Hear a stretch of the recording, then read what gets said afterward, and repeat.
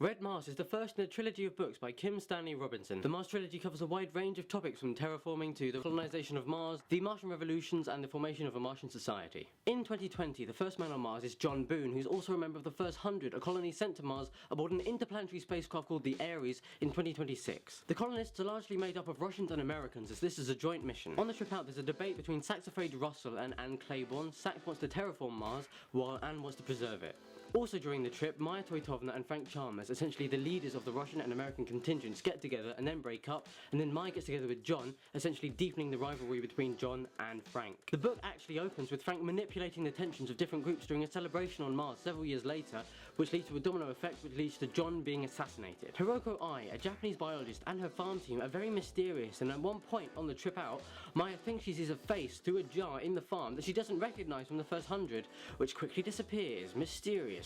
As well as the terraforming debate, there's also one instigated by Arkady Bogdanov, who's basically like a Russian Russell Brand, in that he wants to make a truly independent Martian society, unrestricted by Earth's authority and rules. Arkady and his group go over to Phobos to hollow out and make a colony there. Meanwhile, the rest of the first 100 land on Mars and set about building their habitat called Underhill. Nadia Chernyshevsky, a Russian builder, does most of this and loses a finger in the process. Meanwhile, Maya's relationship fluctuates between John and Frank, and she discusses it with Michel Duval, a French psychologist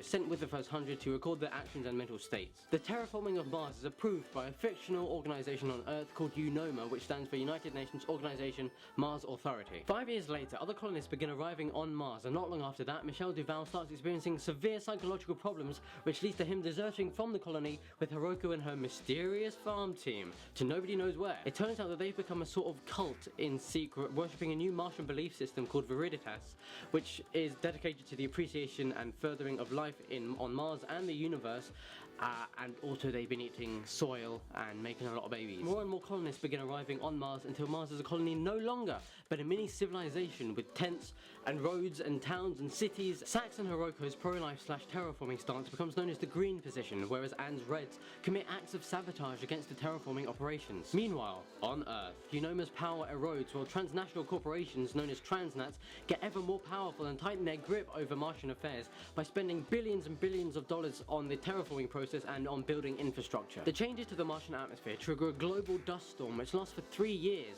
Around 2046, John Boone is driving around Mars trying to figure out who's behind the sabotages. Meanwhile, there are shady guys following him around trying to kill him and frame him for murder, but they fail. Scientists on Mars invent something called the longevity treatment, which corrects cell division error, essentially extending the human lifespan to hundreds of years.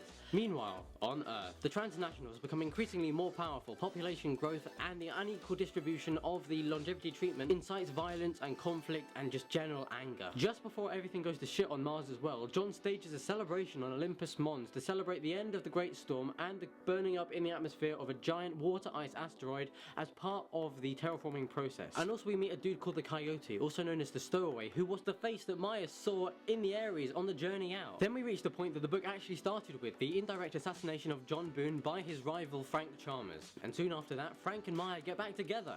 The construction of a space elevator tethered to an asteroid called Clark is completed, tightening the transnats' hold over Martian affairs. A member of the first 100 called Phyllis Boyle actually aligns herself with the transnats, the evil corporations, and is basically just stupid evil. The increasing emigration from Earth threatens to tear the fabric of Martian society apart, as it's happening too quickly and it's overwhelming everyone, and there's not enough infrastructure being built quickly enough. And you've guessed it, revolution! It turns out that the transnats and UNOMA police are surprisingly quick to use violence to stop any kind of revolution, which includes popping the tented towns to kill everyone inside, or increasing the oxygen output inside the tented towns to set everything inside on fire, which unfortunately happens to Arkady. Nadia Chernyshevsky, bereft at Arkady's death, they were in a relationship, did I mention that? Uses a remote control that Arkady gave her to bring Phobos crashing down to Mars to stop anyone using it as a military platform. Also, nuclear bombs are detonated beneath the surface, releasing huge torrents of groundwater in gigantic cascading floods, which kill Frank as a group of the first 100 attempt to escape. The rest of them do, but Frank... The cable of the space elevator is separated from the asteroid Clark and comes crashing down to Mars, wrapping itself twice around the planet, while Clark itself goes flying off towards Jupiter, carrying the stupid, evil Phyllis Boyle inside. Meanwhile, on Earth, the major conflicts I mentioned before have escalated into a full-scale world war, leaving millions dead. By the end of Red Mars, most of the first 100 are dead, while virtually all who remain have fled to Hiroko's hidden sanctuary under the Martian South Pole called Zygote. Life on Mars returns to a sense of stability under heavy transnat control. But what happens next? Will the transnats ever be defeated? Will anyone and find out what Frank did, even though he's dead now. Does Phyllis Boyle survive? Does Mars get terraformed? If you want to know the answers to these questions and more, let me know in the comments if you want me to make a video about Green Mars. Bye.